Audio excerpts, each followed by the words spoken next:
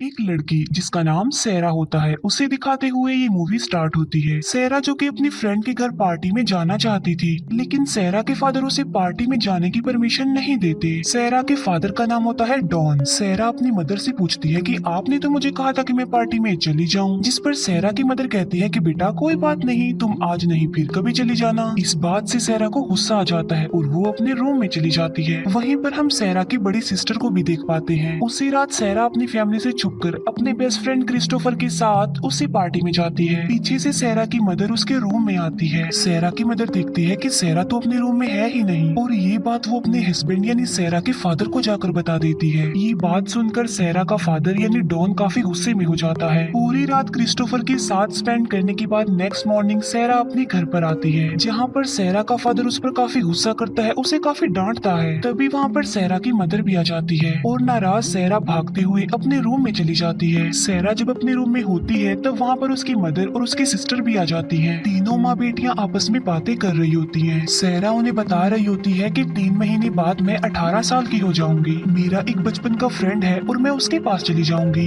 मैं उसके साथ भी रहूंगी और अपनी लाइफ को काफी एंजॉय करूंगी। ये सारी बातें सैरा का फादर बाहर खड़े होकर सुन लेता है। फिर सैरा का फादर डॉन बेसमेंट में मौजूद एक सीक्रेट रूम को ओपन करता है। इसके बाद वो वेट करता है 3 महीने बाद का, जब सैरा 18 साल की हो जाएगी। फिर हमें डायरेक्ट 3 मंथ बाद का सीन दिखाया जाता है, जहाँ पर हमें सैरा दिखाई जाती है जो कि कॉल पर क्रिस्टोफर से बातें कर रही होती है। सैरा की सिस्टर तो पहले ही घर पर नहीं होती और उसकी मदर भी मार्केट चली जाती है। पीछे से सैरा और उसके फादर घर पर अकेले ही होते हैं। डॉन सैरा को कहता है कि मैंने बेसमेंट में एक बॉक्स रखना है, तो तुम मेरी हेल्प कर दो ना प्लीज उस बॉक्स को रखने में। फिर दोनों उस बॉक्स को लेकर बेसमेंट में जाते हैं, जहाँ पर जाकर डॉन सीक्रेट रूम के डोर को ओपन करता है। ये देखकर सैरा शॉक्ड रह जाती है कि यहाँ पर सीक्रेट रूम भी है। डॉन फिर सैरा को उस रूम में लेकर जाता है। डॉन सैरा को बातों में उलझाने की कोशिश करता है और उसे उस रूम में लॉक करके वहाँ से चला जाता है। सैरा हेल्प के लिए काफी चिल्लाती है, लेकिन डॉन को उस पर तरस नहीं आता और वो उसकी कोई बात नहीं सुनता। तब सैरा अपनी हेयर पिन से लॉक को ओपन करने की कोशिश करती है, जिससे डोर तो ओपन नहीं होता, लेकिन लाइट्स ब्लिंक होने के बाद ऑफ हो जाती है, जिसकी वजह से वेंटिलेशन भी बंद हो जाती है। अब सैरा चेक करती है कि आखिर उस बॉक्स में क्या है, जो बॉक्स सैरा और उसके फादर यहाँ पर लाए थे। उस बॉक्स में सैरा का सारा जरूरी सामान होता है,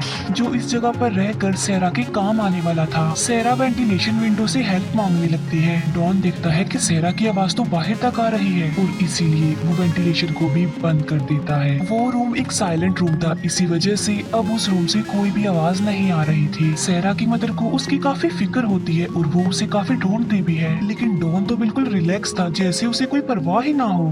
नेक्स्ट डे सैरा फिर से रूम का डोर ओपन करने की कोशिश करती है, लेकिन फिर वैसा ही होता है, लाइट्स अपने आप ही ऑफ होकर फिर से ऑन हो जाती हैं। तभी वहाँ पर डॉन आ जाता है और सैरा उसे पुश करके वहाँ से भागने की कोशिश करती है, लेकिन सैरा देखती है कि बेसमेंट का दरवाजा भी बंद है। तब डॉन सैरा को वापस रूम में ले आता है और वो सैरा पर काफी गुस्सा भी करता है। डॉन उससे कहता है कि अगर तुम मेरी बात मानोगी तो मैं तुम्हें बहुत जल्द यहाँ से बाहर निकाल दूंगा, लेकिन सैरा उसकी ये बात नहीं मानती, जिसकी वजह से डॉन को उस पर फिर से गुस्सा आ जाता है और वो सैरा के साथ जबरदस्ती कर देता है। इसके बाद सैरा की हालत खराब होने लगती है और उसे वोमिट होती है। फिर एक हफ्ते बाद पुलिस भी सैरा को ढूंढने के लिए इन्वेस्टिगेशन कर रही होती है। डॉन कहता है कि सैरा हमसे दूर कहीं बाहर चली गई है, क्योंकि वो हमसे अलग होकर लाइफ स्पेंड करना चाहती थी। सैरा की मदर कहती है कि वो सिर्फ ऐसा कहती थी, उसने ऐसा करने का कभी सोचा भी नहीं था। पुलिस ऑफिसर कहता है कि हमें सैरा के लिए वेट करना चाहिए, क्या पता वो कांटेक्ट कर ले। दूसरी तरफ सैरा अपने फादर यानी डॉन की इस हरकत पर काफी दुखी होती है और काफी अपसेट होती है। फिर एक दिन क्रिस्टोफर सैरा का पता करने के लिए उसके घर पर आता है,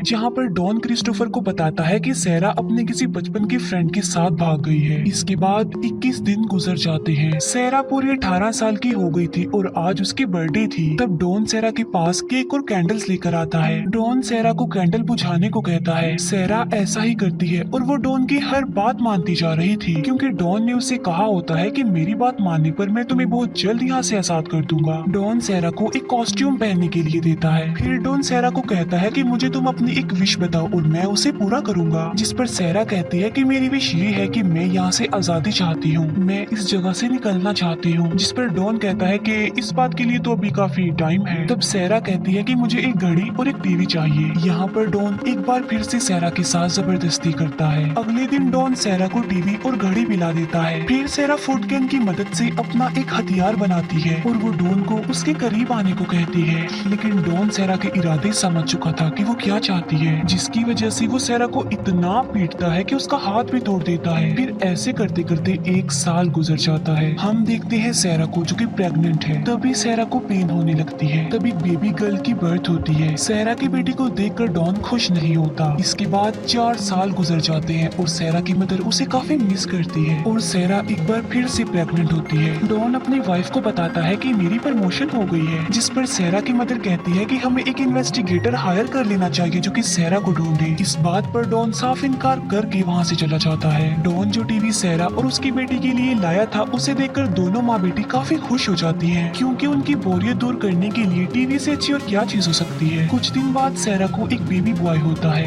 एक दिन सहरा की बेटी काफी बीमार हो जाती है क्योंकि उसे फीवर था, जिस पर डॉन उसे मेडिसिन ला कर देता है। उस दिन भी डॉन और सहरा के बीच लड़ाई होती है। क्रिस्टोफर एक बार फिर से सहरा के घर पर आता है सहरा का पूछने के लिए, जहाँ पर क्रिस्टोफर सहरा के सिस्टर से मिलता है। क्रिस्टोफर वो सारी बातें सहरा की सिस्टर को बता देता है जो उससे डॉन ने की थी, यानी सहरा अपने किसी बचपन के फ्रेंड के साथ भाग गई है। सहरा की सिस्टर क्रिस्टोफर को कहती है कि मुझे तो ऐसा लगता है कि मेरे फादर ने ही सहरा को कहीं पर छुपा दिया है और सम टाइम मैं ये सोचती हूँ कि सहरा खुद ही हमसे दूर कहीं पर चली गई है। सहरा एक बार फिर से तीसरी बार प्रेग्नेंट हो जाती है। डॉन और उसकी वाइफ के बीच सहरा को लेकर बहस हो जाती है। सहरा की सिस्टर डॉन को कहती है कि आप हमेशा सहरा पर गुस्सा किया करते थे। तब सहरा की मदर अपसेट होकर वहाँ से चली जाती है। अपनी वाइफ को मनाने के लिए डॉन भी उसके पीछे पीछे चला जाता है और उसकी पॉकेट से बेसमेंट की कीज गिर जाती हैं। सहरा की सिस्टर उन कीज को उठा लेती है और बेसमेंट में जाती है चेक करने के लिए। वहाँ पर उसे काफी किस्म की चीजें देखने को मिलती हैं। उन चीजों को देखकर सहरा की सिस्टर ये सोचने पर मजबूर हो जाती है कि आखिर ये चीजें यहाँ कर क्या रही हैं। इतनी ही देर में डॉन भी वहाँ पर आ जाता है और वो सहरा की सिस्टर को वहाँ से भेज देता है। फिर सहरा का तीसरा बच्चा पैदा होता है जो कि एक लड़का ही था। सहरा डॉन को कहती है कि मेरे इस तीसरे बच्चे को तुम बाहर ले जाओ, यानी इस बच्चे को मेरी मदर के पास ले जाओ और ये बच्चा उसे ही दे दो। ये सुनकर डॉन को एक आइडिया आता है और वो उस बच्चे को चुपके से अपने घर के बाहर रख देता है। सहरा की मदर उस बच्चे की आवाज सुनकर बाहर आती है, जहाँ पर उसे उस बच्चे के साथ कागज पर लिखा हुआ एक नोट भी मिलता है जिस पर लिखा था, मॉम मैं सहरा हूँ, ये मेरा बच्चा है और मेरी फाइनेंशियली कंडीशन इतनी अच्छी नहीं है कि मैं इसे पाल सकूं, तो इसे आप ही रख लीजिए। तब सहरा की मदर उस बच्चे को अपने साथ ले जाती है, यानी उन्होंने उस बच्चे को अडॉप्ट कर लिया था। तभी डॉन को वहाँ पर एक और नोट भी मिलता है जिस पर लिखा था कि डैड ने मुझे बेसमेंट में कैद किया हुआ है। ये देखकर डॉन को काफी गुस्सा आ जाता है और वो सहरा को पनिशमेंट देने के लिए एक बार फिर से उसके साथ जबरदस्ती करता है। इसके बाद हमें कुछ सालों बाद का सीन दिखाया जाता है जहाँ पर हम देखते हैं कि सहरा का बेटा और बेटी अब बड़े हो गए हैं। एक दिन डॉन सहरा की बेटी को काफी बुरी और गंदी नजरों से देख रहा था। सहरा डॉन के बुरे इरादे समझ चुकी थी। वो जानती थी कि डॉन की गंदी नजर अब उसकी बेटी पर है। सहरा अपनी बेटी की वजह से काफी वरिड थी क्योंकि उसकी बेटी को अस्थमा था। एक दिन सहरा देखती है कि छत से पानी टपक रहा है। सहरा सोचती है कि आई थिंक वहाँ पर कोई कच्ची जमीन है जिसे तोड़कर हम किसी की हेल्प मांग सकते हैं।